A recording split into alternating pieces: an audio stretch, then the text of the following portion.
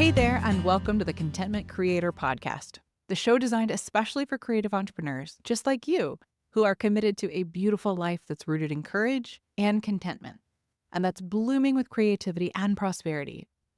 I'm your host, Ellen Broen, a certified life coach, a singer, a mother, and a lover of alliteration, dogs, and deep conversation.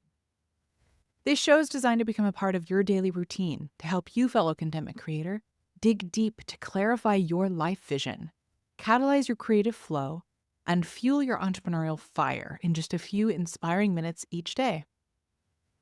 Each Wednesday, we talk about community, and this month we're focusing on the unique path to growth that pregnancy and postpartum offers us creators.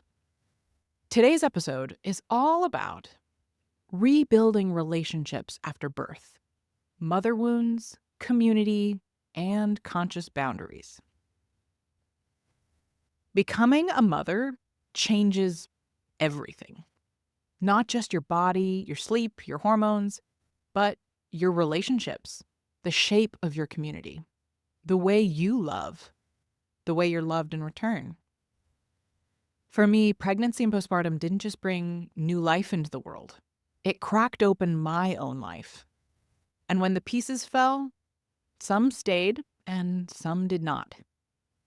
There's something I want to name today, not to explain or justify, but simply to speak aloud because I know I'm not the only one.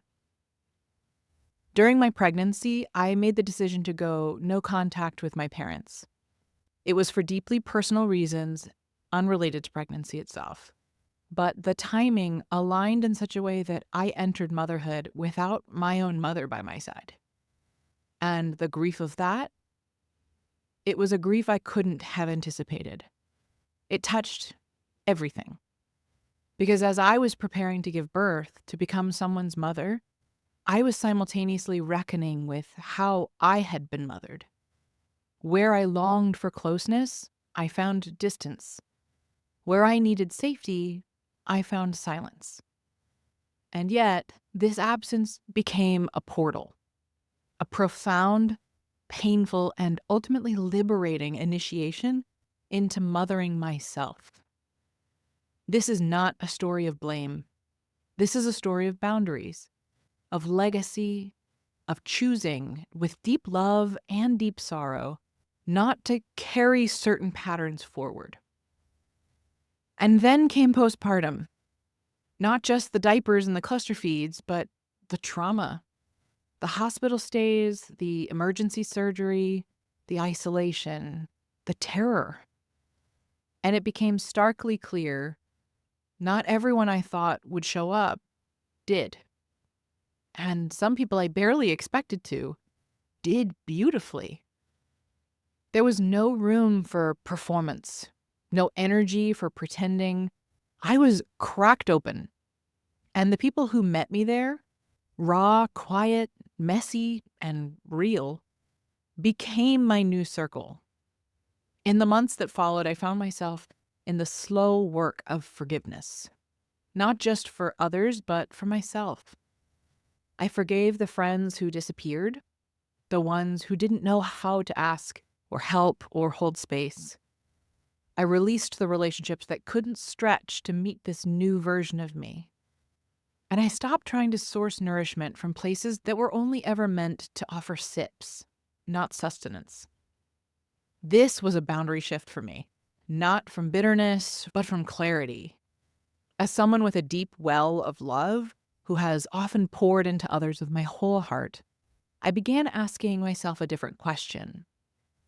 Who has the capacity to pour back? Who meets me where I am now, not just who I've been? And maybe the most healing shift of all was this.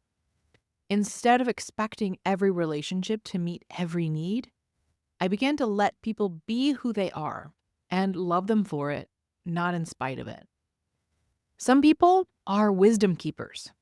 Some are comic relief. Some are safe havens. And some are only meant to walk with you for a little while. I stopped asking someone to offer me what they simply could not, and started cherishing the exact flavor of support that they could bring without needing to ask for more from them. If you're walking through this too, if your community feels like it's cracking and reshaping, you are not too much. You are simply becoming more yourself. And becoming often requires a shedding. So take your time, mourn what didn't survive, celebrate what surprised you, and rebuild with intention. Because the most sacred communities are not inherited, they're chosen, made, not given, layered together with truth, with tenderness, and mutual care. So I'll leave you with this. What relationships feel life-giving to you right now? Where are you still hoping someone will become something that they've never been? And what kind of community are you ready to consciously co-create? One that holds the real, whole, radiant version of you that's emerging. This journey of self-growth through pregnancy and postpartum isn't just about becoming a parent. It's about becoming a truer version of yourself. And the people who see you in the process, those are the ones you build with. Thank you for being here with me today and holding my story. Join me here tomorrow for the next part of this week's series on pregnancy as my path to self-growth, where I share how postpartum changed my priorities and how I found my way back to me. If you enjoyed today's episode, please share the love by sending it to someone you know it would support, and by leaving me reviews and comments. It would truly mean the world to me to hear from you and to support those you care about. Hit that subscribe button so you never miss a day, and join me in my mission to help a world full of content creators become a world of contentment creators.